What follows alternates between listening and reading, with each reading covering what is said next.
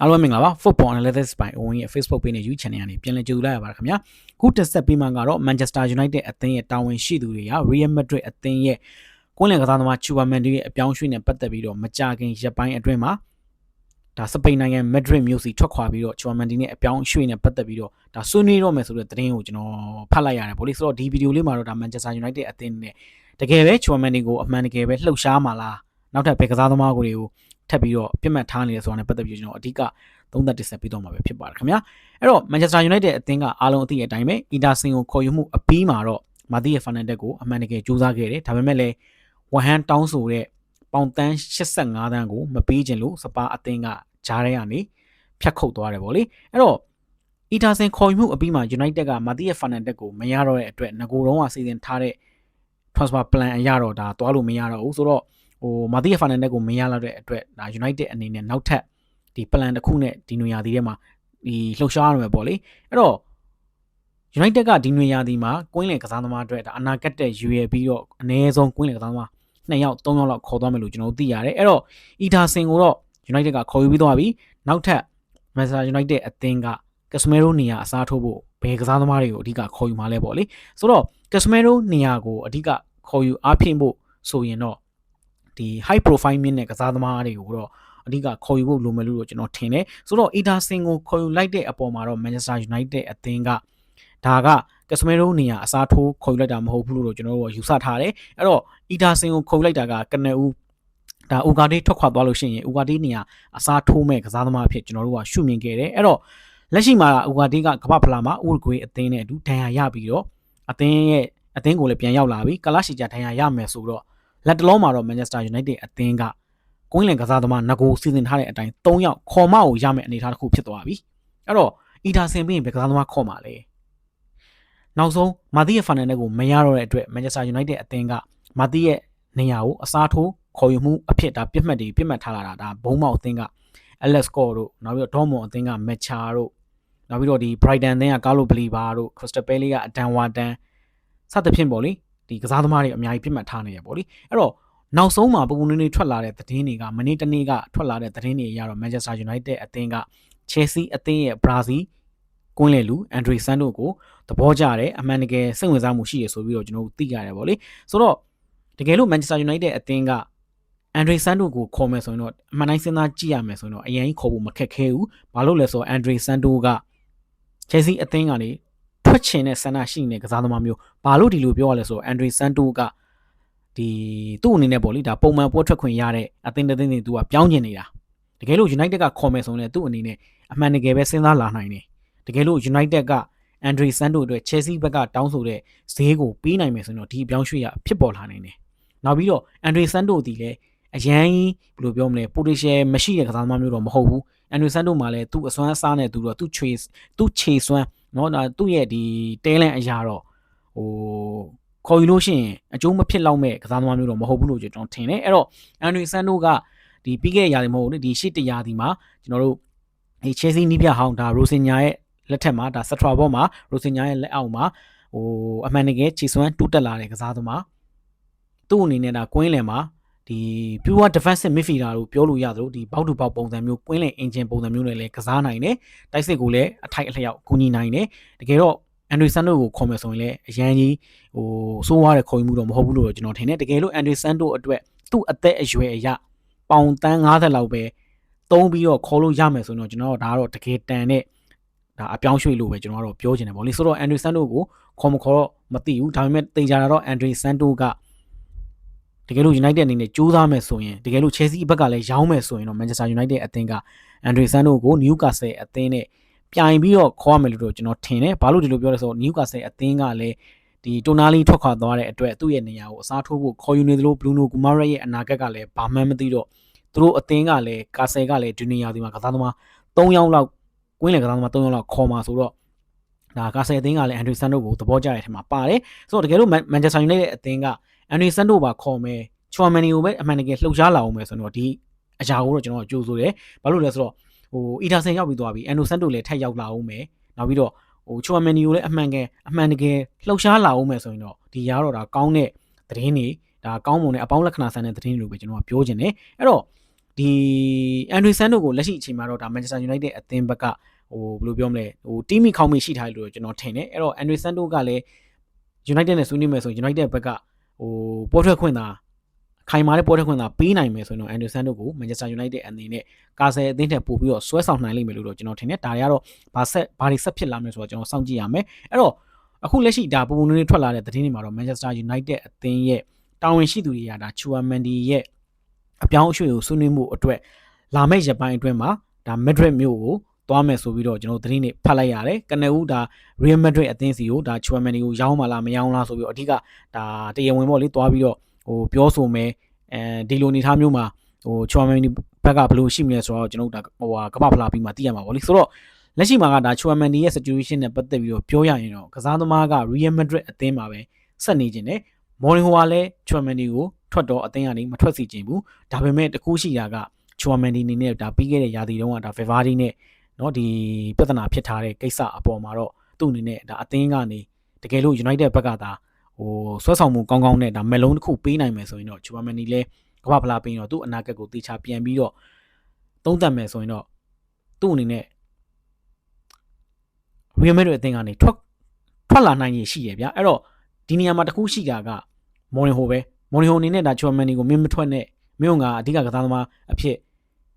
73ညင်နဲ့သူကလည်းမော်ရင်ဟိုကလည်းအသင်းဘက်ကိုပြောမယ်ဆိုတော့ဒါတော့တစ်မျိုးပေါ့လေတီကြတော့ဒါ Real Madrid ဘက်က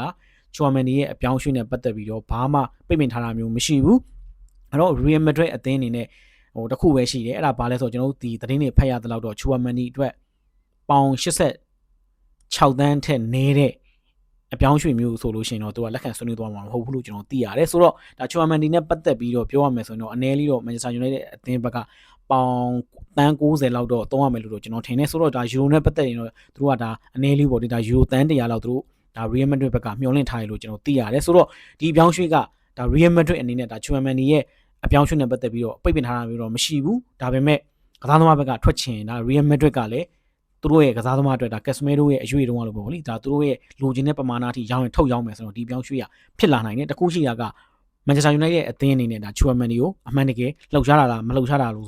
ဆိုတာကတော့ဒါမကြခင်သိရမှာပေါ့လေဆိုတော့အခုလက်ရှိမှာတော့ဒါ Chouameni နဲ့ပတ်သက်တဲ့သတင်းတွေကတော့ဒီစပိန်အခြေစိုက်သတင်းတွေကနေထွက်လာတာဆိုတော့ဒီ David Ornstein တို့ဘာလို့တော့မတင်သေးဘူးပေါ့လေအဲ့တော့ဘာကြီးဆက်ဖြစ်လာမလဲဆိုတော့စောင့်ကြည့်ရမယ်သိကြတော့ဒါ Manchester United အသင်းအနေနဲ့မာတီဖာနန်ဒက်ကိုမရလိုက်တဲ့အတွက်ဒီနွေရာသီမှာကွင်းလယ်ပြစ်မှတ်တွေနဲ့ပတ်သက်ပြီးတော့ဒါနည်းနည်းလေးတော့ပလန်ကတော့နည်းနည်းလေးတော့ပြောင်းလဲသွားပြီလို့ကျွန်တော်ထင်တယ်ပေါ့လေတကယ်တော့ဒါအီတာဆင်ကိုခေါ်အပြီးမှာတော့ကျွန်တော်တို့ဒီ high profile မြင့်တဲ့ကွင်းလယ်ကစားသမားပဲကျွန်တော်ရောက်စီချင်တာအဲ့ဒါဘာလို့လဲဆိုတော့ဒီလာမယ့်ရာသီမှာ Champions League လည်းကစားရမယ်ဆိုတော့ဘယ်လိုပဲပြော Premier League ဒီပြည်တွင်းပြိုင်ပွဲတစ်ခုတည်းနဲ့ကျွန်တော်ရှင်ပြရမှာမဟုတ်ဘူးဥရောပအဆင့်မြင့်ဆုံးပြိုင်ပွဲတစ်ခုလည်းရှင်ပြရမှာဆိုတော့ဘာပဲပြောအတွေ့အကြုံရှိတဲ့ကစားသမားတွေလိုတယ်အဲ့တော့ဒါ Chouameni လို profile ရှိတဲ့ကစားသမားတွေလိုတယ်အဲ့တော့ United အနေနဲ့ဒါ Chouameni ကိုအမှန်တကယ်ကြိုးစားလာမယ်ဆိုရင်တော့ဒါကတော့ကျွန်တော်ကတော့ကောင်းတဲ့သတင်းလို့ပဲကျွန်တော်ပြောချင်တယ်အဲ့တော့ဒါ Chouameni ကိုလည်းကြိုးစားမယ် Anderson ကိုလည်းကြိုးစားမယ်ဆိုတော့ဒါ United ရဲ့ဒီနွေရာသီကွင်းလေခေါ်ယူမှုကလုံလောက်သွားပြီလို့ပြောလို့ရတယ်အဲ့တော့ဒါAnderson တို့ကိုတကယ်လို့မရဘူးမခေါ်နိုင်ဘူးဆိုလည်းနောက်ထပ်ပြစ်မှတ်တွေကဘယ်ကစားသမားကိုသုံးပါလဲတကယ်တော့ဒီတိုနာလီတို့ဒီမာတီယာဖာနန်ဒက်ကိုလည်းဒါ United ကလိုချင်တဲ့အထက်မှာတော့ပါတယ်ဒါပေမဲ့ဒီကာဆယ်တို့ဝမ်ဟန်တို့တောင်းဆိုတဲ့ဈေးကိုများလို့ဆိုပြီးတော့ဒါ United အသင်းကဘယ်လိုပြောမလဲသူတို့ရဲ့တောင်းဆိုတဲ့ဈေးကိုမပေးချင်လို့ပေါ့ဗျာဒါမပေးချင်လို့ဒါမရလိုက်ဘူးပဲပြောရမှာပေါ့အဲ့တော့တကယ်လို့ဒါ United အသင်းအနေနဲ့လက်ရှိဒီဈေးကွက်ထဲမှာဒါ Anderson တို့ကတော့ထားပါတော့50 60လောက်ပေးရင်ဒါတန်တယ်လို့ပြောလို့ရတယ်ဒါပေမဲ့ Chouameni လိုကစားသမားမျိုးလိုချင်တယ်ဆိုတော့ United ကငွေ3ပါကိုရမှာအဲ့တော့လက်ရှိဈေးကွက်ထဲမှာလဲဒီ world class ကွင်းလေကစားသမားမျိုးဒါဘယ်လိုပြောမလဲဒီအန်ကာမန်ကစားသမားမျိုးပေါ့လေအဲ့တော့ဒါ Chouameni လိုကစားသမားမျိုးလိုချင်တော့အနည်းလေးတော့ပေါင်တန်း90 100တော့3ပါရမယ်လို့ကျွန်တော်ထင်တယ်အဲ့တော့ဒါ Chouameni ဘက်ကလည်းတကယ်လို့ဒါပြောင်းရွှေ့လာမယ်ဆိုတော့ဒါ United အသင်းနေနဲ့ဒီကစားသမားနဲ့ပတ်သက်ပြီးတော့လာသာနှုံးသားလည်းမြင်နေဗျအနည်းလေးဒါတစ်ဖက်ကိုပေါင်2သိန်းခွဲလောက်ပေးရမယ်နှုံးသားတစ်ခုမှ United အသင်းကရော Chouameni ကိုအဲ့လာသာပေးမှလားမပေးဘူးလားဆိုတော့ကျွန်တော်ကြည့်ရမယ်တေချာတာတော့ Chouameni ပဲခေါ်ဘသူ့ကိုပဲခေါ်တေချာတာတော့လက်ရှိဈေးကွက်ထဲမှာကွင်းလယ်ကစားသမားတွေကအများကြီးပဲကျွန်တော်ရှေ့မှာလဲဒါတင်ဆက်ခဲ့ဘူးလို့ပဲ United အနေနဲ့50 60တန်းသုံးမယ်ဆိုတော့ဒီ50 60တန်းနဲ့တန်နဲ့စွမ်းဆောင်ရည်မျိုးနဲ့ခြေစွမ်းမျိုးရှိတဲ့ကစားသမားကိုပဲရမှာပဲအဲ့တော့ Alex Scott တို့အဒန်ဝါတန်တို့ဒီကစားသမားတွေကဘာလို့ဒီလောက်ဈေးမြင့်နေရတာလဲဆိုတော့ဒါသူတို့ရဲ့ potential ကြောင့်မြင့်နေရလို့ကျွန်တော်ထင်တယ်သူတို့ရဲ့အသက်အရွယ်ကြောင့် အဲ့တော့ LS score ကလည်းမကောင်းဘူးလားဆိုတော့ကောင်းတယ်ဒါပေမဲ့ဟိုပေါင်တန်း100တန်လောက်တဲ့ကစားသမားမျိုးတော့မဟုတ်ဘူးတကယ်တော့ LS score ကလည်းဒီ60လောက်ပဲတန်တာဗျာတကယ်တော့ဟိုဒါတွေကလည်းဒါရှေ့မှာဒါစပါတို့ Man City တို့ကဒီ Blue Brand ဖြစ်တဲ့ကစားသမားတွေကိုဟိုသူတို့ရဲ့သက်ဆိုင်ရာကလပ်အသင်းတွေကဘယ်လိုပြောမလဲတောင်းဆိုတဲ့ဈေးကိုဒါလုံးဝမစစ်ဖဲနဲ့ပေးလိုက်လို့လေအခုလိုမျိုးနောက်ခေါ်မဲ့အသင်းတွေကအခုလိုမျိုးတိုင်ပတ်သွားတာဗျာဆိုလိုချင်တာကဥမာမာတီယက်ဖာနန်ဒက်လို့တန်းဆင်းတဲ့အသင်းကကစားသမားကိုပေါင်85တန်းပေးလိုက်တဲ့ဆိုကြတဲ့ကဘုံမောက်က LS score တို့ Crystal Palace အတန်ဝါတန်တို့ဆိုဒီကစားသမားတွေဘယ်လို့သွားရတော့မှာတော့ပေါင်80လောက်နဲ့ဆိုတော့Crystal Palace ဆိုတာလည်းဒါပြီးခဲ့တဲ့ရာသီတုန်းကဒါဥရောပအောင်မြင်မှုရယူထားတဲ့အသင်းဗျာဟုတ်လားကျွန်တော်ပြောတာအဲ့တော့Man City ကိုကျွန်တော်မပြောတော့ပါဘူးဒါ Elliot Anderson ကိုခေါ်သွားရဲဆိုတာကဒါ Elliot Anderson ရဲ့ခြေစွမ်းကဒီလောက်ထိပေးရမယ်ပဲကျွန်တော်ကသိတယ်ဒါပေမဲ့